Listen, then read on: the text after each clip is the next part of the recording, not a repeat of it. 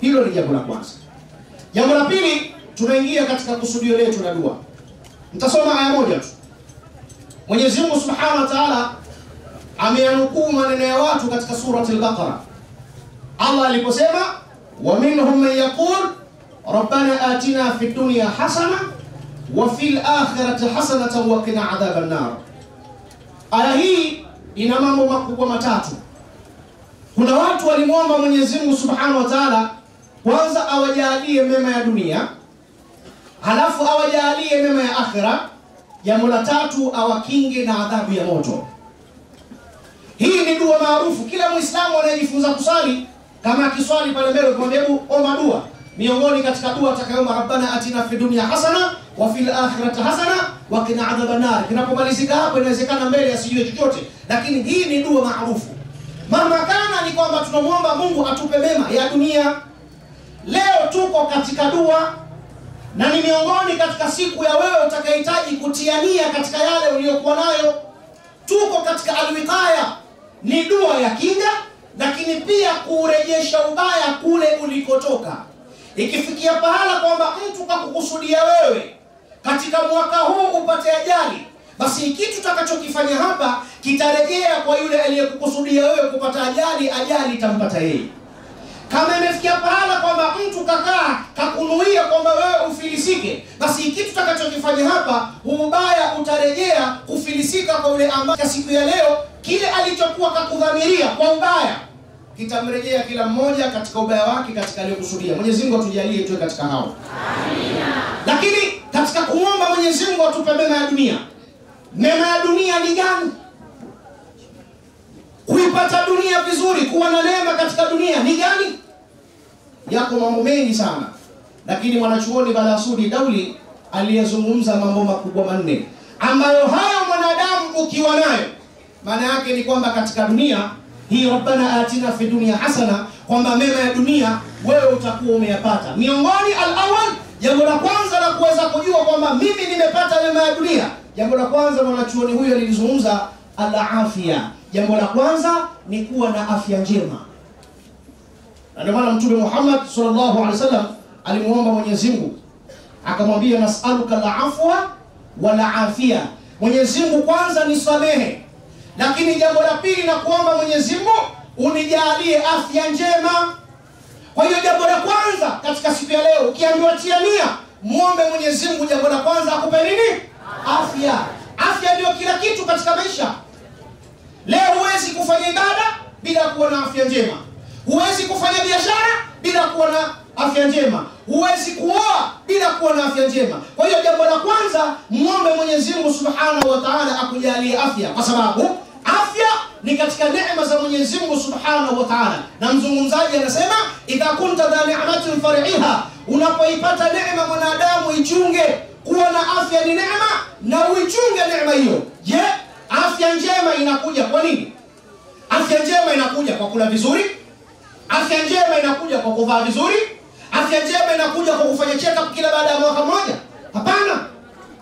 Lau kama afya njema ingekuwa inaletwa kwa sababu ya mtu kula vizuri, leo hii katika hospitali ya Bugando ingekuwa imejaa vichaa na wenda wazimu. Hakuna watu wanaokula vyakula vya hovyo kama vichaa na wenda wazimu. Maji yale ya mtaro ya mto Mirongo yale au ya mvua yanayotoka milimani kuelekea katika ziwa, ye kichando anakwenda anachota na anakunywa.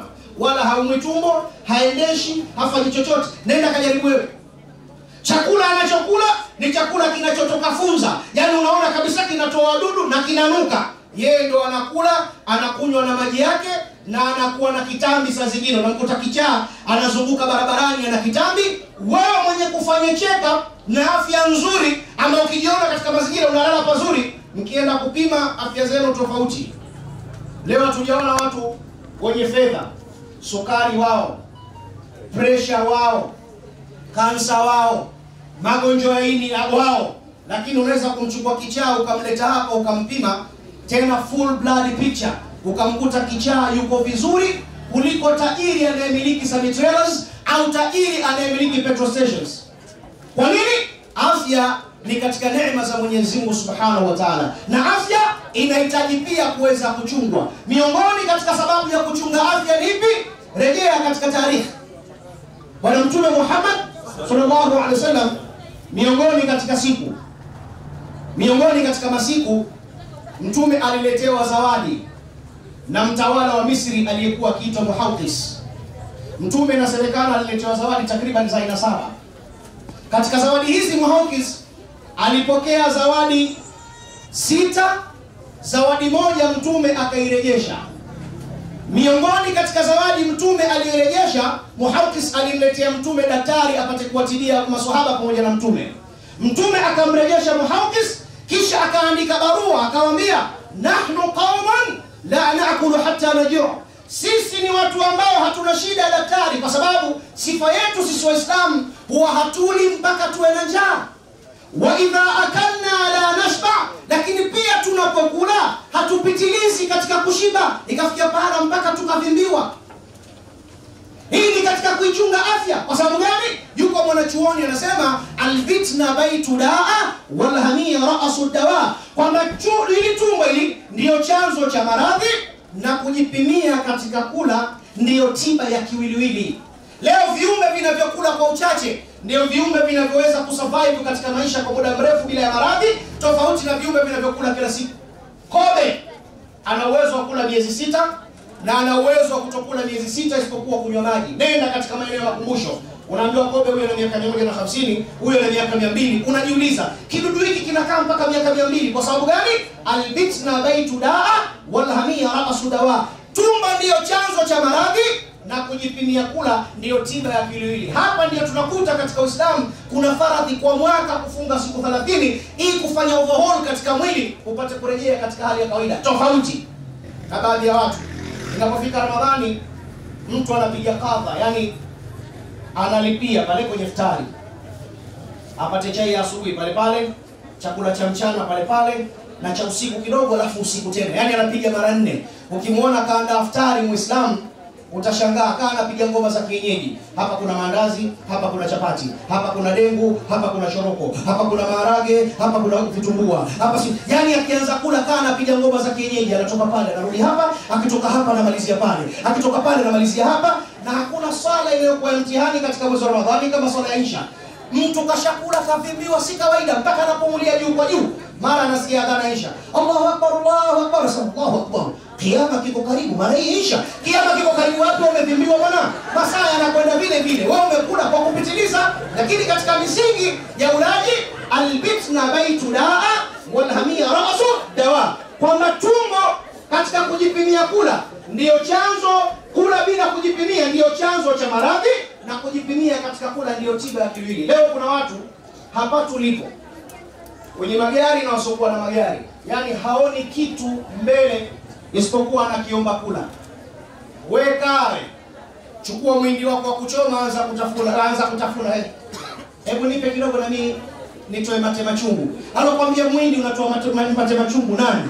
Chukua kijuisi chako, anza kunywa, anakuja, hebu nipe na mimi nisukutue. Wewe maji hukuyaona? Yani kila anachokiona wewe unakula na yeye anakitaka. Yani akikosa ukiingia, kuna mtu katika gari, ile gari mpaka unajiuliza, wewe bwana ndani ya gari anapika biriani? Maana vitumbua viko mle ndani, mara chapati, akila mpaka pale hotelini vikibakia, hebu niwekee kidogo katika foil vitakwenda kuwafaa watoto. Muongo, anakula mwenyewe. Inafikia pahala kakosa kabisa chakula, basi atafune mikitu. Yani domo lake lazima likae kwa kubwaku kila wakati. Si katika sifa za Kiislamu. Kwa hiyo jambo la kwanza la kumuomba Mwenyezi Mungu Subhanahu wa Ta'ala al-afia. Mwenyezi Mungu kwanza atupe afya njema. Jambo la pili, wakafaful mali. Muombe Mwenyezi Mungu Subhanahu wa Ta'ala akupe kafaful mali. Unapoambiwa tia nia, mwambie Mwenyezi Mungu, Allahumma nas'aluka kafaful mali. Ya Rabbi, nakuomba unijalie uchache wa mali. Unijalie mali ambayo itakayonifanya nisidaiwe, mali itakayonifanya niweze kujenga kijumba changu, mali itakayonifanya niweze kulipa school fees ya watoto, mali itakayonifanya niweze kupata kiusafiri, kama sio KIST basi nipate japokuwa kipikipiki. Basi unipe kafaful mali. Wewe sio unaambiwa tia nia, unamwambia Rabbi basi kama Baharesa. Wewe utakufa. Mwambie Mwenyezi Mungu akupe mali ambayo itakufanya usiishi katika stress. Uwe na kiusafiri chako. Jioni unatoka wewe na mkeo na mtoto wako, mnakwenda zenu Salmakoni pale, mnapata mishkaki ya alfu pale, kidogo unamwambia Mungu kwamba angalia umenipa neema yako na mimi nakula mishkaki ya 1000. Leo kuna mtu ukimwambia mtaani kwake Uswahilini, nenda kanunue mishkaki 1000, 1000 mshikaki wote huo. Yaani kazoea mshikaki wa shilingi 100, 200. Lakini ukimwambia mshikaki 1000 anastuka. Sasa muombe Mungu akupe kafaful mali. Mali itakayoweza kukidhi haja zako. Leo kila mtu akiona samitrela za tajiri fulani anaomba. Jamani, sio kila tajiri unayemuona maana yake ana raha. Leo tumekuja hapa hatuna stress. Lakini leo kuna tajiri halali. Nenda nyumbani kwa tajiri, alafu pemisha na maisha yako wewe. Tajiri saa zote anakaa na simu. Akisikia gari huko imeungua, ya kwangu sio ya kwangu. Kuna gari zimetekwa hivi, ya kwangu ipo au haipo.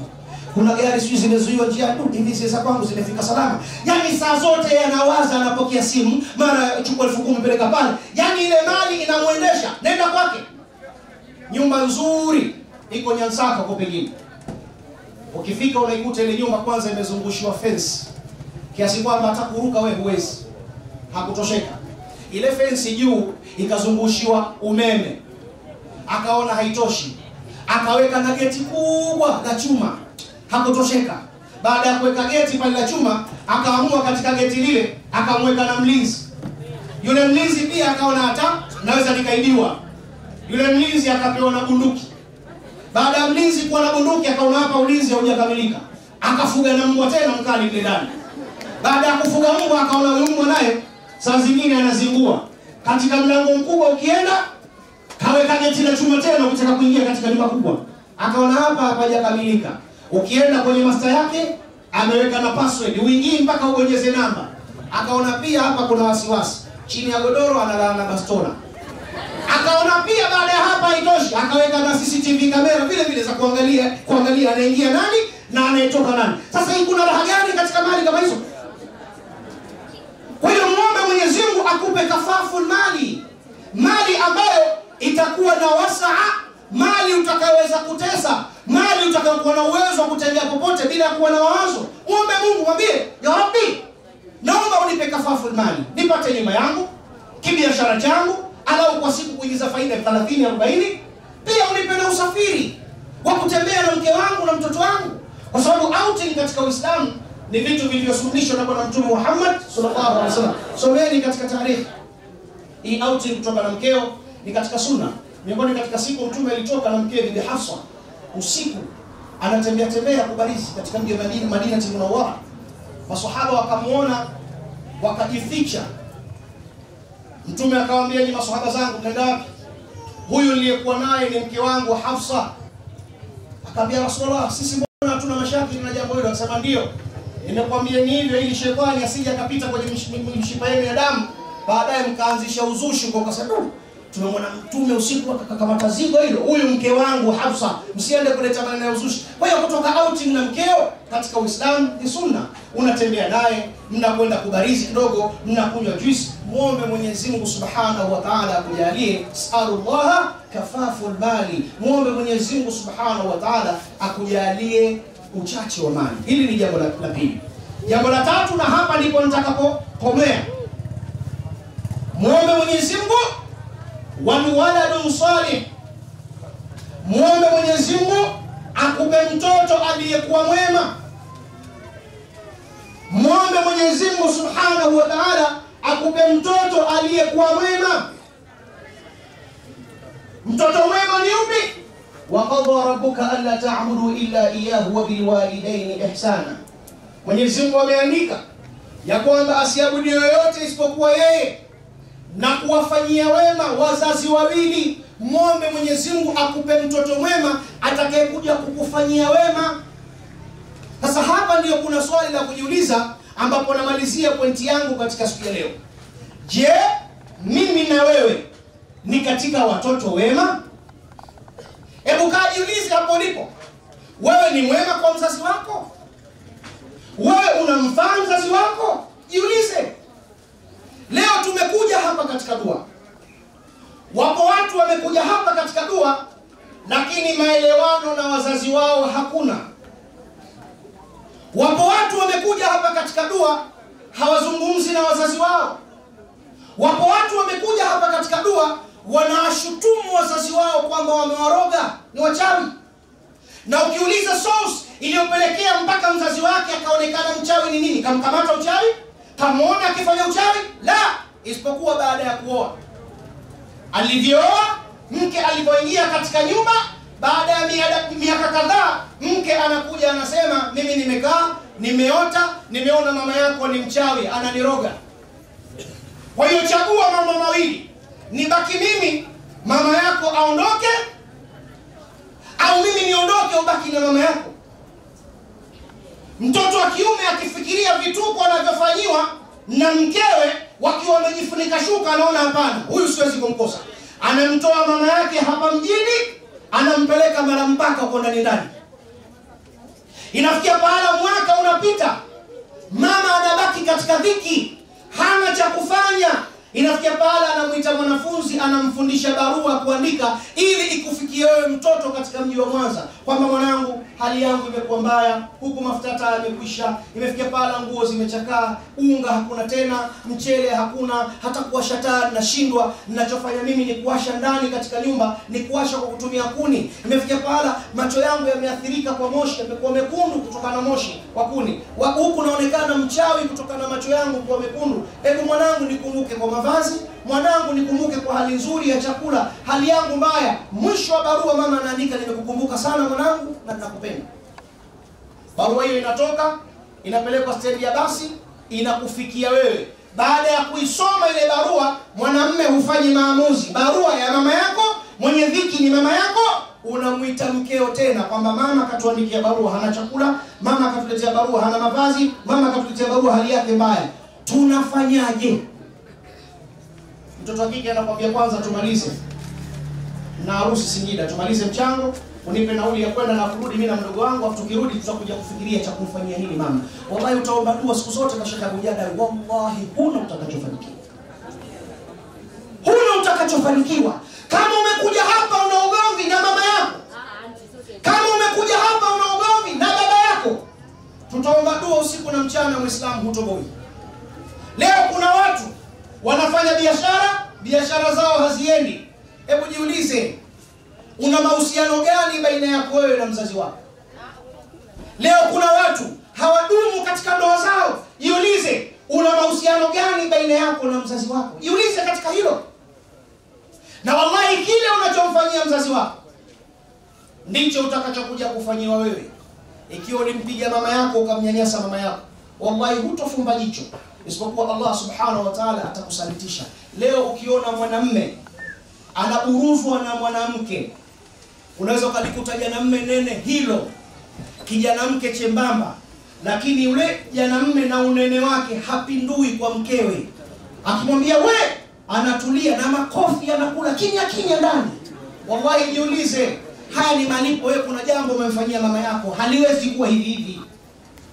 Kuna jambo umemfanyia mama yako, leo hii ikifikia pahala ukamlaza njaa baba yako au mama yako kwa makusudi, wallahi Muislamu hutofumba jicho, isipokuwa watoto wako watakulaza njaa mara mbili kama ulivyofanya kwa wazazi wako. Ikiwa ulimtukana mama yako au baba yako au kambuna, wallahi hutokufa, isipokuwa watoto wako nao watakutukana au kukuguna. Hatujawahi kusikia watoto wamepiga wazazi wao? Hatujawahi kusikia? Hatujawahi kusikia watoto wameua wazazi wao? Basi haya kama yapo, jipime wewe, ni katika watoto wema au ni katika watoto wabaya? Ndugu zangu, namalizia pointi yangu ya mwisho. Leo ni siku ya dua na kutakuwa na vichinjo, lakini pamoja na hivyo tuna utaratibu wa kumbembeleza Mwenyezi Mungu Subhanahu wa Ta'ala. Baada ya kuyafanya haya yote katika siku ya leo, kuchinja na kupata mnofu dawa, taasisi yenu ya Abu Jadawi ina kawaida kila tunapofika katika tukio kubwa kama hili, huwa tuna kawaida ya kusaidia baadhi ya watu waliokuwa masikini katika tukio kama hili. Kama tutawapata 50, kama tutawapata 60, kama tutapata 100, kwa sababu kuna mayatima, na kuna wajane. Hawa huwa tunawatizama katika siku kama hizi kupitia katika kituo kama hiki. Lakini tunawatizamaje? Wewe ni mdau wa kuweza kuyafanya hayo. Lakini tunahitaji kuyafanya haya kwa kupitia mambo makubwa mawili. Kwanza, kwa ajili ya nafsi zetu. Pili, kwa ajili ya wazazi wetu, ili tupate kuwastiri mayatima wa Allah subhanahu wa ta'ala. Mwenyezi Mungu subhanahu wa ta'ala atuwezeshe katika hilo. Kabla tujaingia katika dua, nini ninachopenda kusema? Waislamu, sisi wenye watoto, hili nilisema miaka 3 iliyopita. Sisi wenye watoto tunajua uchungu wa kuwa na mtoto kwa namna gani. Kila mwenye mtoto anajua uchungu wa kuwa na mtoto uko katika mazingira gani. Leo ukijenga nyumba, wallahi unajenga nyumba kwa sababu ya watoto wako. Ndio fikra ya mzazi. Na mzazi siku zote anapofanya jambo anajua anafanya mwanangu mimi nitakufa, mwanangu atakuja atanizika. Uchungu wa kufiwa na mtoto jamani.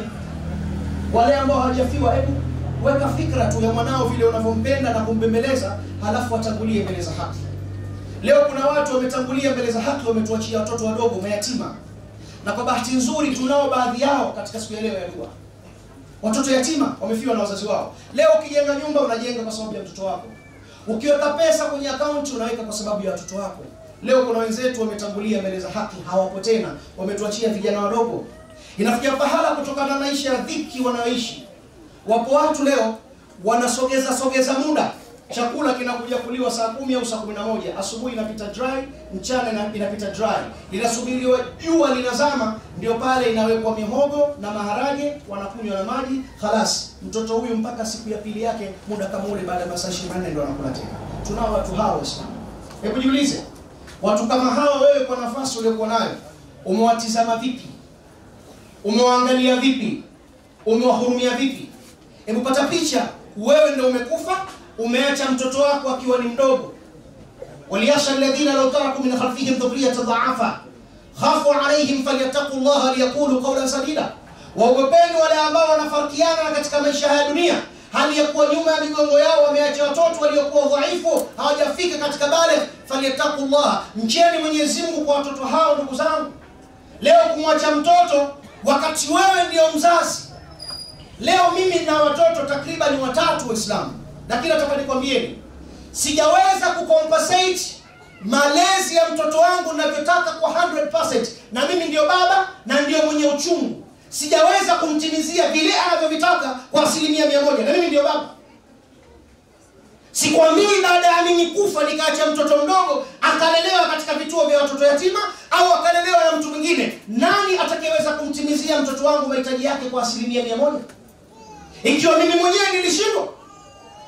Tujiulize katika hili. Waislamu, kwa kutokuwa tizama mayatima, imefikia pahala leo hii.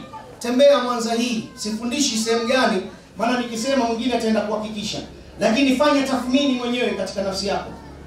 Leo ukipita katika maeneo ambayo wanawake wanajiuza usiku, wallahi asilimia kubwa utawakuta watoto wa Kiislamu. Kina Aisha wapo, kina Maryam wapo, kina Zainab wapo, kina Fatuma wapo. Nendeni mkaulize silsila zao. Sio wote wanaojiuza maana yake wameshindikana kwao. Wengine Waislamu hatukutimiza wajibu wetu kwa kuwahurumia na kuwatengenezea mazingira mazuri. Leo nani anayependa yuko katika kaburi alafu uje uletee taarifa ndani ya kaburi? Mama Maryam, yule Maryam wako aliyekufa ukamwacha akiwa na umri wa miaka 3, sasa hivi ana miaka 18. Kazi anayofanya binti yako kwa siku moja, anatembea mpaka na wanaume 10 kwa malipo 5,000 au shilingi 10,000. Nani anayependa kusikia mwanae yuko katika mazingira haya? Nani leo hii anapenda kusikia binti yake kwa siku anatembea na wanaume 10 ili apate 10,000? Nani katika sisi? Lakini hayo ndio mazingira. Tusipowahurumia mayatima, wallahi wao kisaikolojia watajua jambo la huruma pia halipo. Akikukuta kwenye uchochoro, atachukua simu yako na atakutoboa. Ukimwambia nihurumie, haelewi kama kuna huruma. Mbona yeye aliugua peke yake akapona kwa kadari ya Mwenyezi Mungu? Mbona yeye alikuwa akilala nje? Mbona alikuwa anakula vyakula vya jalalani? Kama watu wana huruma, mbona mimi sikulelewa katika malezi mazuri? Haya ni mazingira tunayoandaa. Ndugu zangu, naomba tutumie muda huu wa takriban dakika 10 zilizobakia. Tutaanza utangulizi wa dua katika kumwomba Mwenyezi Mungu Subhanahu wa Ta'ala, kisha tutahitaji watu maalum kwa ambao tumehudhuria hapa, kila mmoja kwa nafasi yake na kwa uchungu wa nafsi yake tuweze kuwastiri mayatima hawa Allah subhanahu wa ta'ala. Tuseme inshallah. Na katika siku leo tuwakusanyie alau kama tutapata 700,000 milioni mahmakana itakapokuwa, tuweze na wao kwenda kuwapa furaha, na tutakayowapa Mwenyezi Mungu naye atupe furaha hapa duniani, kaburini, mpaka kesho akhera. Tuseme amin. Na itakapofikia pahala kwamba na sisi tumeondoka, basi Mwenyezi Mungu subhanahu wa ta'ala atustiri sisi pamoja na vizazi vyetu. Tusomeni alam nashrah moja inshallah. A'udhu billahi minash shaitanir rajim. Bismillahir rahmanir rahim. Alam nashrah laka sadrak wa wada'na 'anka wizrak alladhi 'anka dhahrak wa rafa'na laka dhikrak fa inna ma'al 'usri yusra inna ma'al 'usri yusra fa idha faragta fansab wa ila rabbika farghab. Tunaendelea mkono inshallah. Alhamdulillah rabbil alamin wassalatu wassalamu ala ashrafil anbiya'i wal mursalin. Allahumma taqabbal minna innaka antas samiul 'alim وتب علينا مولانا إنك أنت التواب الرحيم. يا فتاه افتح لنا فتوح العارفين، فتوح الأنبياء والشهداء والمرسلين. يا رزاق ارزقنا رزقا واسعا حلالا طيبا مباركا فيه كما أنت تحب يا رب ترضى. يا ربي إنك تعلم بحال منا ضاقت علينا بأرض ما لا حبك، وارزقنا رزقا واسعا حلالا طيبا مباركا فيه كما أنت تحب يا رب ترضى.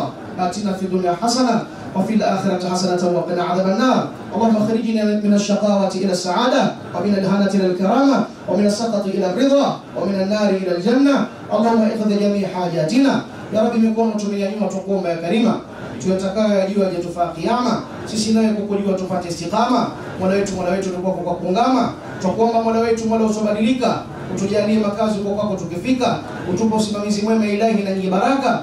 Ilahi hakuna mwingine wa kuomba kwa haki isipokuwa ya Rabbil Alamin. Ya Rabbi, leo ni katika masiku uliyoyaomba ya Rabbil Alamin, ni katika siku ya Jumapili ya Rabbil Alamin. Tumekutana katika ukumbi huu ya Rabbil Alamin, kila mmoja katika sisi ana matatizo yake ya Rabbil Alamin. Ya Rabbi, tutatoa kafara kwa sababu ya dini yako ya Rabbil Alamin, tutachinja kwa ajili ya matatizo yetu ya Rabbil Alamin. Ya Rabbi, jalia umwagikaji wa damu ya wanyama wale hiyo ni sababu ya kila mmoja kuweza kuondoka katika matatizo hayo. Ya Rabbi, tunakabiliwa na mayatima wako ya Rabbil Alamin, umewaleta viumbe hao wakiwa kama mtihani kwetu ya Rabbil Alamin.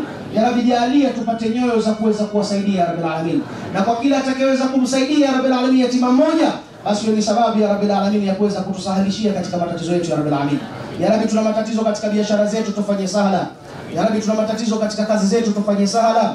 Ambao hatujapata kazi, ya Rabbi, tujalie tupate kazi za kheri. Tuliokuwa katika kazi, tudumishe katika kazi. Ambao tunafanya biashara, Rabbil Alamin, imekuwa mitihani, jalie baraka katika biashara zetu.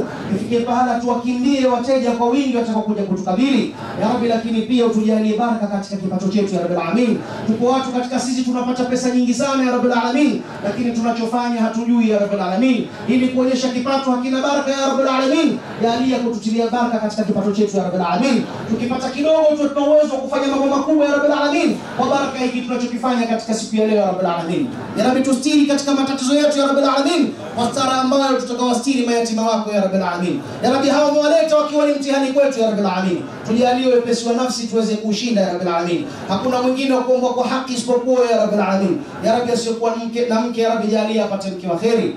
Aliyekuwa ndani ya ndoa, ya Rabbi, tuliza ndoa zao. Aliyekuwa ndani ya ndoa hajapata mtoto, jalia kumpa mtoto wa kheri. Aliyekuwa ndani ya ndoa na akapata mtoto, ya Rabbi, jalia kutuliza watoto wao. Wewe ni miongoni katika watoto wa kheri. Ya Rabbi, hakuna mwingine wa kuomba kwa haki isipokuwa ya Rabbil Alamin. Ya Rabbi, qawluka al-haqq ad'uni astajib lakum wa nahnu haruna nad'uka kama amartana fastajib lana kama wa'tana innaka la tukhlifu al-mi'ad. Ya Rabbi, kauli yako ya haki umesema niombeni nami nitawajibu ya Rabbil Alamin. Ya Rabbi, tumekusanyika hapa kwa sababu ya kukuomba ya Rabbil Alamin. Tusahilishie kila mmoja katika sisi katika matatizo yake ya Rabbil Alamin. Ya Rabbi, jalia kila atakayeondoka hapa ya Rabbi awe ameondoka na matatizo yameacha ya Rabbil Alamin. Ya Rabbi, tunakuomba kwa baraka ya namba 7 na kile ulichoombia namba 7. Ya Rabbi, ukujalia mbingu isipokuwa ziko 7, ukujalia ardhi isipokuwa ziko 7, ukujalia wiki isipokuwa wiki ziko 7, ukujalia mabara isipokuwa mabara yako 7, ukujalia bahari isipokuwa bahari ziko 7, ukujalia tawafu katika Kaaba isipokuwa tunatufu mara 7, ukujalia ibada ya kusai Safa wal Marwa isipokuwa ni mara 7, ukujalia kupiga mawe katika jamarati isipokuwa tunapiga mawe 7. Ya Rabbi, ukujalia viungo vya kukusujudia wewe isipokuwa ni viungo 7, ukujalia sura ya ufunguzi ambayo ni surati al-Fatiha isipokuwa ina aya 7. Ya Rabbi, wewe ndio mwenye kujua siri ya namba 7 na kile ulichoombia namba 7 ya Rabbil Alamin. Ya Rabbi, tunakuomba katika siku ya leo ya Jumapili ya Rabbil Alamin. Ya Rabbi, tunakuomba tukufundishi kazi, bali tunakuomba ya Rabbil Alamin, tupe majibu ya hiki tunachokifanya ndani ya siku 7 kwa baraka zako ya Rabbil Alamin. Ya Rabbi, wewe si mwenye kushindwa na chochote ya Rabbil Alamin. Anta Rabbul Izza al-Maula subhanahu wa ta'ala. Ya Rabbi, wewe ndio Mola mwenye nguvu ya Rabbil Alamin. Upunguki chochote katika uungu wako ya Rabbil Alamin. Ya Rabbi, unaweza kila mmoja katika sisi ukampa nyumba yake na usifilisike chochote katika uungu wako ya Rabbil Alamin. Unaweza kila mmoja katika sisi ukamfanya kuwa na kafafu mali ya kuweza kukidhi haja yake na usipungukie chochote katika uungu wako ya Rabbil Alamin. Ya Rabbi, tujalie katika yale ambayo tunahitaji katika nafsi zetu. Wale maadui zetu tuweze kuwashinda, wale maadui zetu wasiweze kutushinda. Ya Rabbi, hakuna mwingine wa kuomba kwa haki ila wewe ya Rabbul Alamin. Jalia kila mmoja katika sisi atakayekuja kutoa ya Rabbul Alamin, usiangalie uchache wa sadaka atakayotoa ya Rabbul Alamin, angalia wingi wa imani aliyokuwa nayo kuja kutoa kwa ajili yako ya Rabbul Alamin. Birahmatika ya arhamar rahimin. Wa sallallahu ala Muhammad nabiyil ummi wa ala alihi wasallam. Walhamdulillahi rabbil alamin.